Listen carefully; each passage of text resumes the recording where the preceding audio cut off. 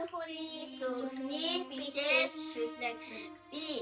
таван хантай гэрч төржээ би таван твтэй дэлхийд төржээ би Бурас түүхтэй Монголд төржээ би Бурхан мэддэг дорнод төржээ Байтуны минь хонх намайг хөлд оруулсан Ботхон байлаа намайг хилд оруулсан Ухагийн надад жигүүр оруулсан Уртын юу надад ухаан хараасан Эвтрээс би хуваахын хүртээ Эвтрээс би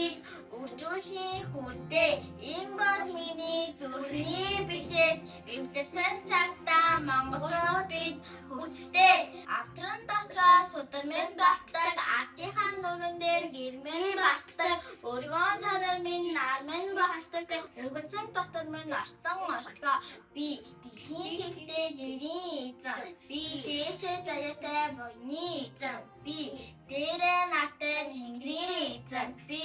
дээцээс зэрэгтэй Монголын эзэн би таван хошуу сүргийн эзэн би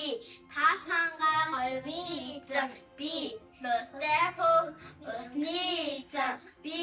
лотай хөх тэнгэрийн эзэн эвлэрсэн цагтаа монголчууд бид хүчтэй